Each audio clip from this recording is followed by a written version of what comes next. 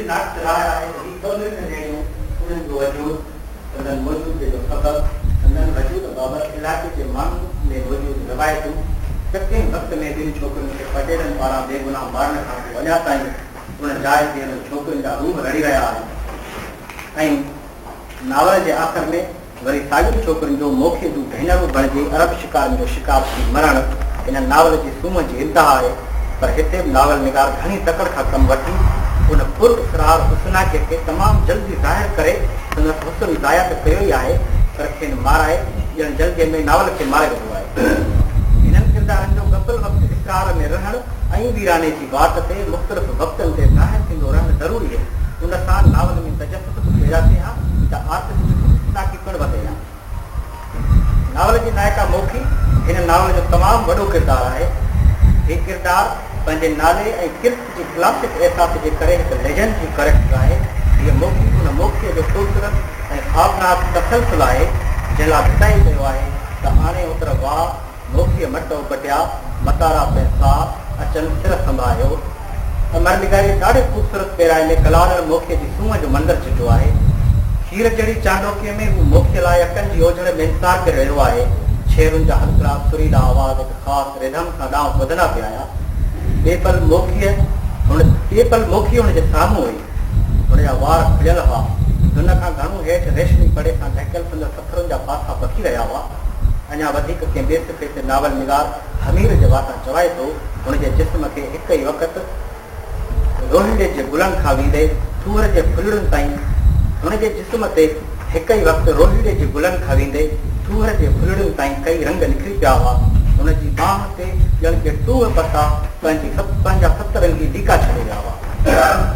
तोणे जो हिन मोखीअ जे अख जी अणीअ में कई कूंदर घाया तोणे जो हिन मोखीअ जी अख जी अणीअ में कई कूंदर घाया आहिनि ऐं भिटाई चवाणी मध जूं वटियूं प्यारे कई मतारा मारिया अथसि। यानी मोखी चोखी न थिए असर उछी दात वटियूं ॾेई वात मतारा जंहिं मारिया ऐं बज़ाहिर ऊची बदिरां ऊची पर पंहिंजे बातनि में आला उत्तम ऐं ऊची ऐं ओझल मोखी पंहिंजे समूर क़यामत फेज़ुनि सां अमीर ते महिरबान ईअं महिरबान जीअं साई बल सुकल दीवार ते महिरबान हूंदी आहे। बकोड़े छॾींदी अथसि पंहिंजे गदास बाहुनि में दराज़ जुल्फनि में। पर मोखीअ जो लाइक़ु हमीर मरण वारो मतारो नाहे ॻारियुनि गंगाटियो नाहे गैर रवाजी एक्स्ट्रा ऑर्डिनरी नाहे यगानो नाहे बिहाण जी एक्सपेक्टेशन्स नाहे। उहो नाहे जेको मोखीअ जे शायानी शान हुजे। उन्हनि मां नाहे जिन लाइ भिटाए चयो आहे त सिर ॾेई सत जोड़ जंहिं कंहिं पर कलालनि सी सिर ॾेई सत जोड़ कंहिं पर कलालनि सी काती कर्क कपार में खंजर आणे खोड़ मरणा मुंहुं मोड़ वटी थी वधल आहे। मोखी खेसि महिणो ॾिनो अगई ख़बर हुन त तूं राणे काणे थियां विस विसाई ऐं गेदी आहीं बिजड़ूं शकी कमज़ोर आहीं मूं औरत थी करे तुंहिंजे लाइ कुड़म छॾे ॾिनो आहे तूं। पर मोखीअ जे महणे जो मतिलबु को असरु न थियो। थींदुसि भला कीअं हू आशिक़ ज़हर प्यार न हो। हू त वीचारो अणपहुच इनकलाबी पुट हो। हू उन्हनि मां हो ई कोन जिन जे लाइ भिटाए चयो त सरे की न कयूं भेण मोखीअ जे मारिया कोजो सुखन कलाल जो पिते ते पियो तंहिंखां पोइ थियो मरण मतारनि खे। हू त महज़ मास्तर आहे बराबरि फ़र्ज़शनास मास्तर आहे। पर हिन सिस्टम में मास्तर जी जेका हालत आहे सा इहा त हू पटेल जी हिकु फिंडक सां 7 ज़िला टुटी वेंदो ऐं उन्हनि ज़मीनी हक़ीक़तुनि खां आगाह आहे। ॼाणे थो त संदसि सुठे हुजण जी हद क्लास में आयल ॿारनि खे पढ़ाइण ते दंग थी करे। सरकारी मुलाज़िमो बि आहे भला बचाए सघंदो या बचाए सघियो स्कूल खे पटेलनि जे घोड़े जो तंबेलो बणजण खां त बाक़ी हिकु औरत सां हेॾी दगा कीअं जस्टिफाई थींदी। स्कूल खे पटेलनि जी ओताक बणजण खां बचाइण संदसि वस में न हो। पर मोखीअ सां हल मोहबत जी हा मूंखे त माना ॾियणु वस में हुअसि। मां चवां थो जंहिं माण्हू में कंहिं औरत सां इश्क निभाइण जी अहलियत कान्हे उन मां कंहिं आदर्श सां निभाइण जी उमेदु रखणु बचाई आहे। हमेर हिन नावल जो बिन कमज़ोर किरदारु आहे। हिन नावल सां इन करे ई घोट देश देश देश ॼञ वाइल वारी हालत थी आहे। हिन किरदार जी फिक्री बिचिताई ऐं नसबुल हिन जी अणचिताईअ खे बकोले शायर न ख़ुदा ई मिलान विसाले सनम न उधर के रहे न उधर के वारी कार करे छॾी आहे। आख़िरी अखर आहिनि त हिन नावल जे ॿिनि ख़ामियुनि ते बि काफ़ी ॻाल्हाए सघिजे थो। मिसाल तौरु हीअ त नावल में खयल तालीमी सूरताल वारे सुवाल खे नावल जो बुनियादी सवाल बयान बजा मोखी ऐं हमीर जी मोहबत सां गॾु थर जे कल्चरल पस मंज़र समाजी हालतुनि ऐं फितरी सूह सां सलाहियल सुवाल तौरु खणिबो थो। यानी ज़मीनी सुवाल तौरु पर लेखक सॼो नावल इन हिकु सवाल जे देव आदो बलिदान करे छॾियो आहे। पहिरें सिफ़े खां आख़िरी सिफ़े ताईं इन सवाल जे ॼाणूअ ॿेर में फासी हिकु अधूरे आदर्शी ऐं अधूरे आर्टिस्ट तौरु न रुॻो पाण ज़ख़्मी थियो आहे पर पढ़ंदड़नि खे ज़ख़्मी कयो अथसि। ॿी ॻाल्हि त लेखक नावल खे गैर ज़रूरी तौरु लत ॾेई लूंडो करे छॾियो आहे। नावल घणे फैलाव जो घुरिजा हो, छते कोरी हवाई ड्रैग ॿी शइ आहे, कहिड़े फैलाव जो?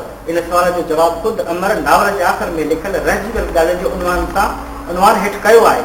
पर आऊं अमर जी इन जस्टिफिकेशन खां बि मुतफ़िक़ न आहियां त कहाणी या नावल में एतिरनि मौज़ुअनि जी गुंजाइश न हूंदी आहे। दोस्तो, कहाणी बराबरि ॿी शइ आहे, पर नावल जे सीने में त ज़माना मापी वेंदा आहिनि। नावल उहो समुंड आहे जंहिंमें केतिरनि ई एहसासनि जा दरिया समाइजी सघंदा आहिनि। पाण अमर पढ़ंदड़ दोस्त आहे ऐं ख़बर हूंदसि त गुस्ता फ्लावर जो नावल मादाम बुआरी, पास्टरनाक जो नावल डॉक्टर ज़वागो, काम्यो जो ताऊं, टैगोर जो संजोग, कुर्सिया जो राजा ॾुध ऐं ताज़ो अणोंदर तिराए जो गार्ड ऑफ द मालकिन समेत कई अहिड़ा नावल आहिनि जिन में कई दुनियाऊं साहु खणनि थियूं। अमर हिन नावल सां एतिरी तकड़ कई आहे जेतिरी तकड़ को नओं आशिक़ पंहिंजे महबूबा खे ॾिनल पहिरीं चुमीअ में बि न कंदो आहे। मुंहिंजे तरफ़ां अमर जे लाइ हिकु नंढड़ी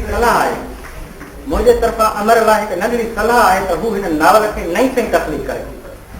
हीउ नावल फिल वक़्तु उन प्री मेच्योर्ड या कचे ॿार जीअं आहे जंहिंखे एक्सक्यूबेटर में रखण सां बि जिस्मानी तौर ते मेच्योर करे सघिबो पर ज़हनी तौर ते न।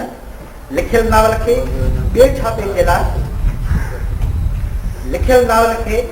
छापे जे लाइ ॿिए अंदाज़े में लिखण या फेर घेर करण का ख़राब ॻाल्हि न आहे। दुनिया जा कई लेखक ईअं कंदा रहिया आहिनि। हीउ नावल त उन नावल जो थलो फाको आहे जेको अमर खां तकड़ में लिखणु रहिजी वियो आहे। उहो नावल थर जी बारीअ जी भिट ते अॼल चौरे जी चावट में ऐं चावट ते वेठल मोखीअ जे उदास ऐं मुंतज़ रखियुनि में बाबीअ जी भटकी रहियो आहे ऐं अमर निगारे जी राह टके रहियो आहे। ॿियो दफ़ो लिखण महिल खेसि भिटाई जे सुर यमन कल्याण में मौजूदु मोखीअ बाबति मौजूदु बेतनि मां एहसासाती ऐं फिक्री सतह ते मदद वठणु घुरिजे। ख़ासि करे खेसि भिटाई जे हिन बेत खे कंसंट्रेट लाज़मी करणु घुरिजे त मोखीअ मठो न घुरिया वेह न विहा थिया सुर्खीअ कान सैयद चए उते थी आटिया जे ॻाल्हियुनि गंगा थिया ॿिनि बटनि पासे वठियूं।